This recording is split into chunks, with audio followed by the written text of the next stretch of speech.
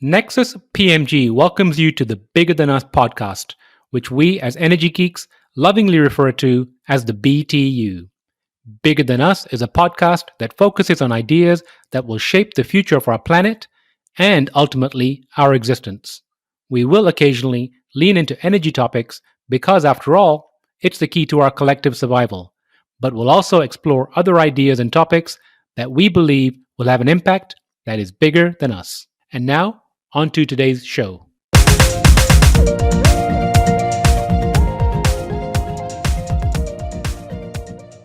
Hello, and welcome to the Bigger Than Us podcast. I'm your host, Raj Daniels, and today I'd like to welcome Maurits van de Ven to the show. Maurits founded and exited two software-driven trading companies in the Netherlands, and after acquiring his master's in finance at ESAID in Barcelona, he worked as an investment banker focused on the US CPG industry at a New York-based boutique bank. Maurits, how are you doing today? I'm doing excellent, Raj. Thank you very much. How are you doing? Maurits, I'm doing well. Thank you for asking. Maurits, where in the world are you located?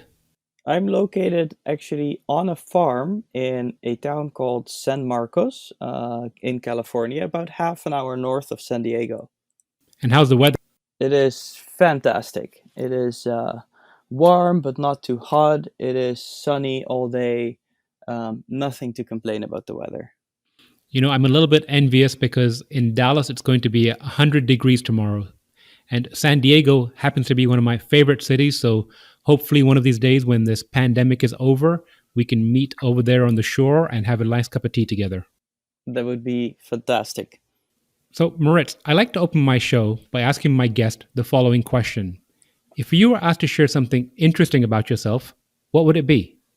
I think something very interesting, also related to my business, is that I am an immigrant founder, originally from the Netherlands, and so is my co-founder Tony. He's also from the Netherlands, and we decided to move to the United States to build out our company because both, or actually for three reasons. The climate in the United States, it's much better in terms of financing climate and the great weather in San Diego that we just talked about, but also the market for plant-based foods, something that we are developing a solution for, is more advanced than in Europe. So we have made the trip to come to the United States to build our company. Well, welcome to the United States. And since you mentioned plant based foods, can you share some information regarding your company? Yeah, of course. So the goal of Plantable Foods is to develop a plant-based egg white replacer, and we have found a natural way to produce an egg white replacer, which is an interesting story how we got to that.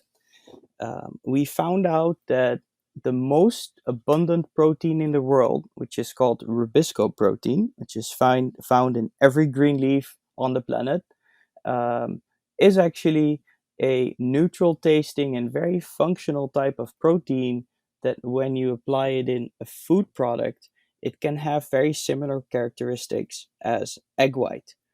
Now, obviously, the challenge was to find a type of biomass that has a lot of this protein and that grows really fast and that is available at low cost. And that's where the journey of Plantable Foods started, to find the right type of biomass that meets these characteristics in order to build a economically and technically feasible company and set of technologies to produce our type of plant-based egg white replacer. So, a couple of questions. Number one, what was the exploration method look like for you to land on, the particular biomass you did? And then what does the extraction process look like? Yeah, that's a good question.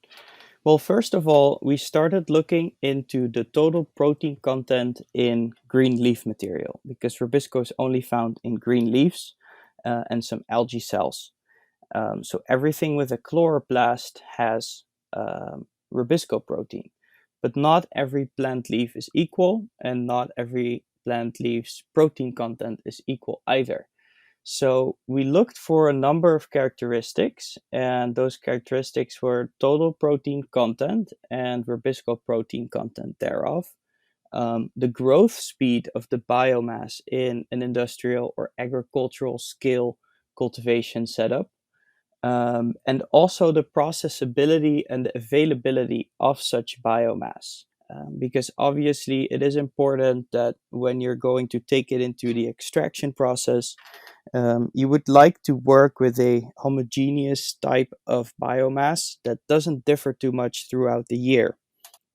And that's what led us to a large group of aquatic plants called Lemna. And Lemna is actually part of the duckweed family. Duckweeds are floating aquatic biomass. They float on the surface of water. They're known for their very high growth speeds, and many times people more frequently see them as a pest than as a gift. They are used in water treatment facilities, but the trend towards application in food products is upward. A couple of years ago, the first publications around the potential for the use of duckweeds for food applications were starting to get known, but no real process had been developed to do so. And the reason why we are so interested in one particular family of the duckweeds called Lemna is because it meets the three requirements that we were looking for in our biomass. And you mentioned some people view it as a pest. Why do they view it as a pest? So, because Lemna and other duckweeds can actually start growing in a system rich of nutrients, which can be a pond with fish. Fish poop. There's poop in the water, which is a great fertilizer for plants to grow on. And when duckweeds start growing and picking up this fertilizer, their multiplication rate is really fast. And what the plant tends to do in nature, it can cover up the surface area of a pond really quickly, and thereby blocking the light in the pond also real quickly, and becoming the dominant plant in a pond body. And not always, especially in parks and in places where you would like to be able to look into the pond and also have aquatic life below the surface area, that's not always desired. So when you Google for duckweeds or for lemna, many times you see interesting news articles about municipalities or companies that are actually trying to get rid of it. So I'm guessing in your world with this exponential growth ability is probably beneficial to your farming of lemna. Is that correct? Exactly.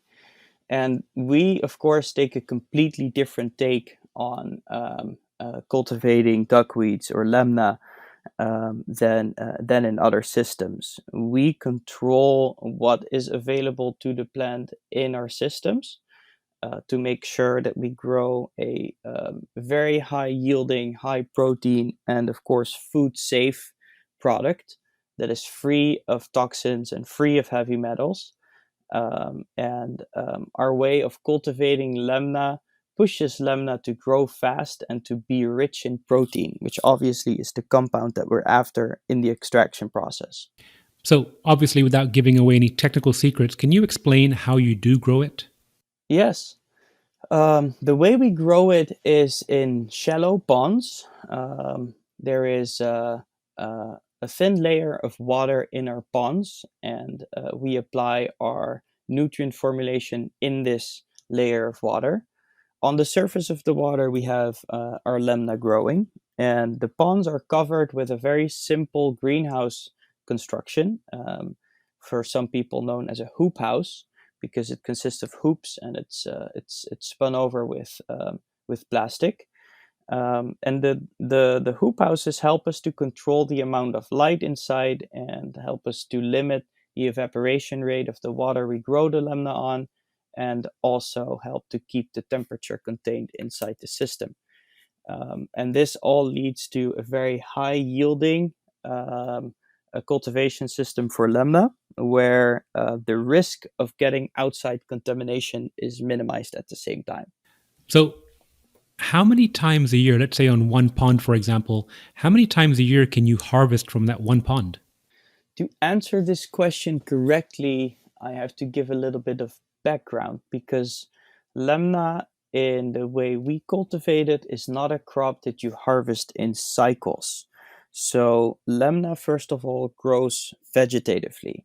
Once you have inoculated a pond with Lemna, which means that you have started a new pond and you have given it enough Lemna to cover the surface area, it will start growing and consuming the nutrients in the water.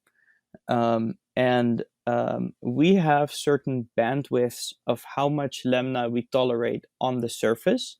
And by harvesting off a percentage of the total lemna on the surface, we keep the total biomass in the pond within those bandwidths. Um, and if you translate that on what we do on a day to day basis, we harvest from our lemna ponds almost on a daily basis because the productivity rates are so high.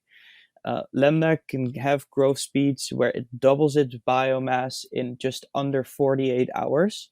So when you have a lemna pond growing, the biomass replicates so fast by creating offspring that creates its own offspring that creates its own offspring that you can continuously harvest from the same system without having to restart it again. That's really interesting. So it almost sounds like you're just trimming the plant back or cutting it back. Is that correct?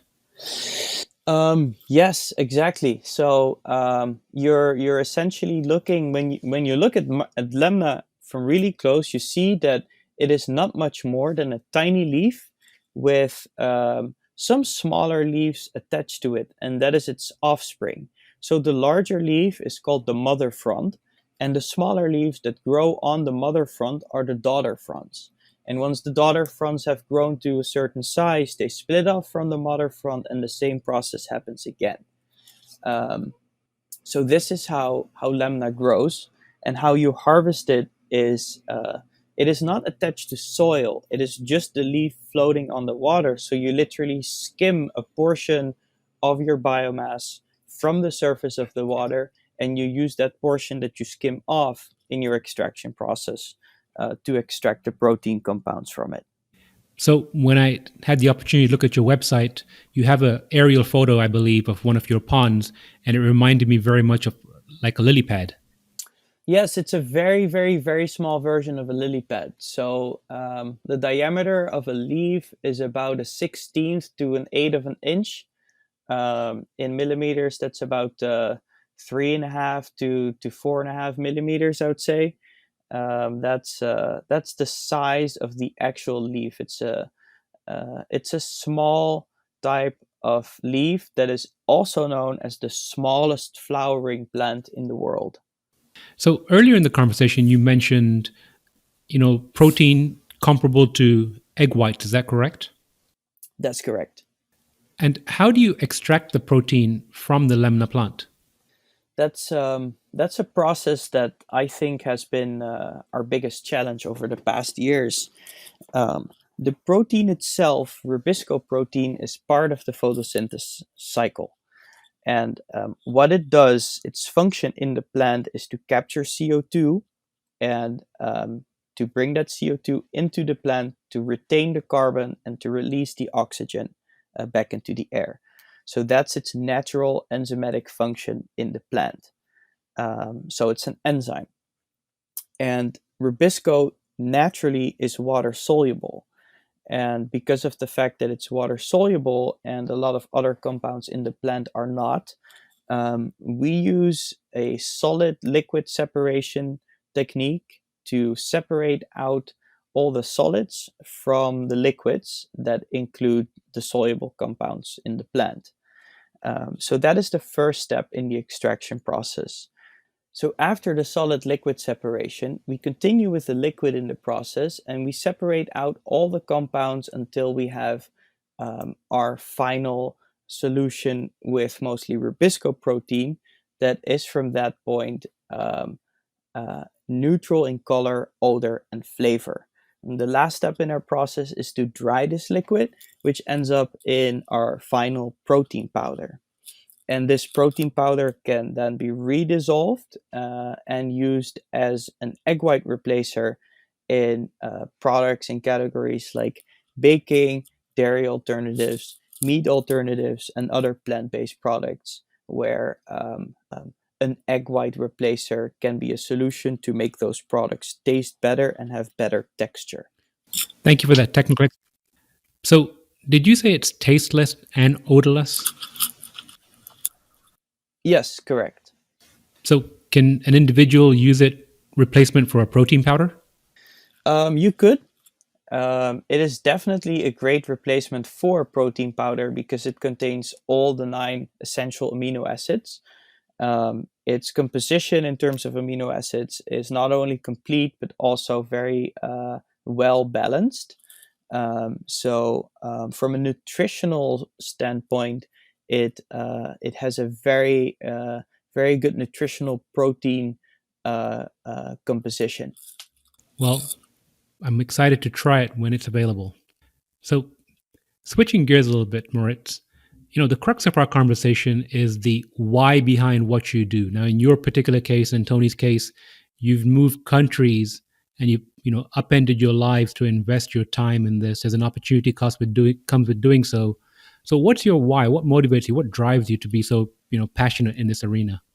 So I think to answer this question, we have to go a couple years back, and it was around deciding to deciding around which master program to do when I started thinking about what potential industries could be interesting to start investing time in to understand that would be relevant throughout my own career, but also in which a really big impact is needed to be made.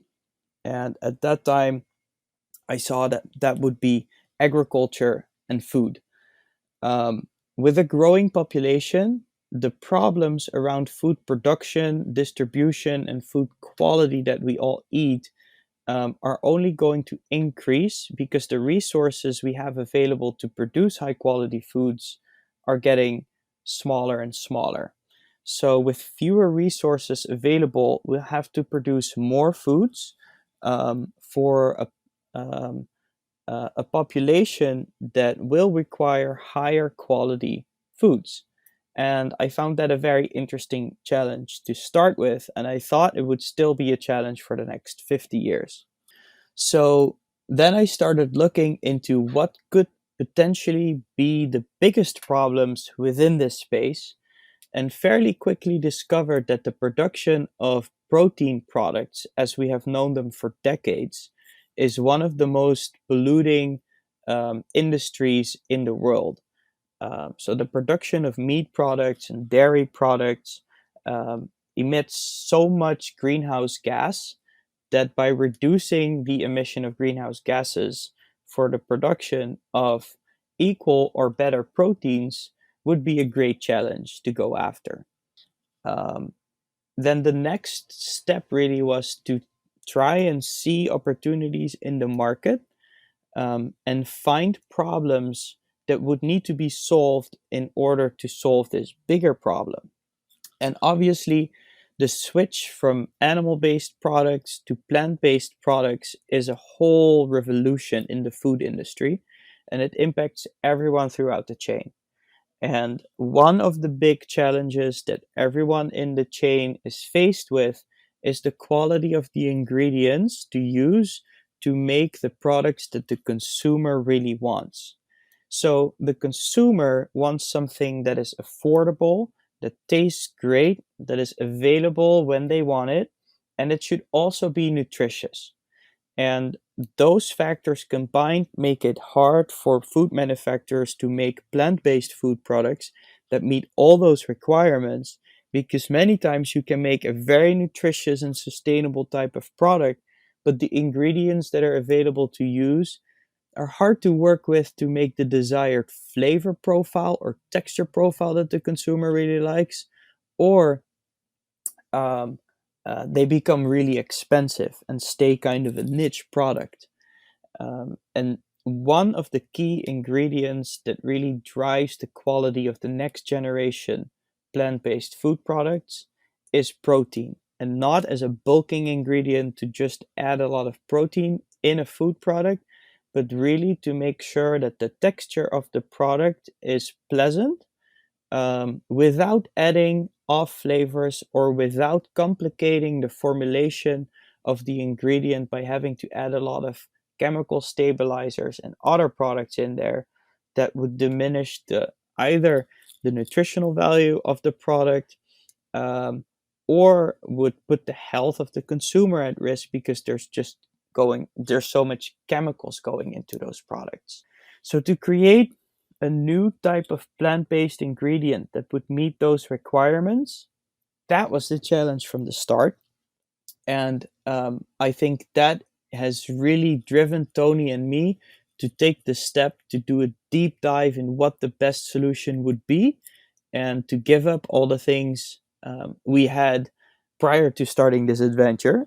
We both had pretty comfortable lives and pretty comfortable outlooks, but we decided to go deep into this venture to solve this problem and to try and come up with a solution that would help other companies create the next generation, high quality, well tasting, and affordable plant based food products. Well, it's quite a challenge you've taken on.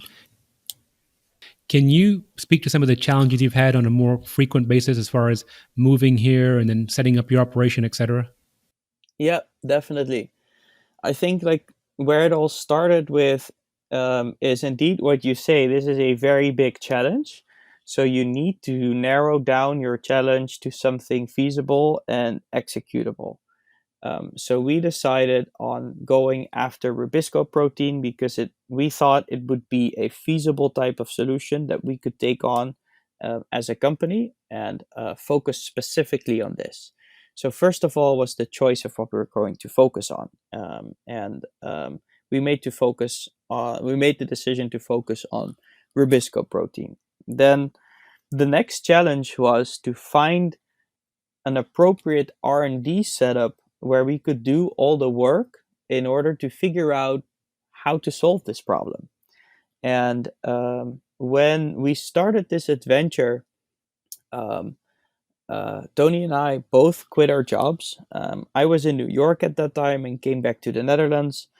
Tony was working mostly abroad as well. He was based in Amsterdam, but traveling a lot for work. So when we decided to join forces and start on this project, we quickly saw that it would make sense to think about going to the United States to continue with this adventure. And one of the challenges after we raised a little bit of friends and family capital to be able to start the project was to find a location in the United States where we would do this R&D work.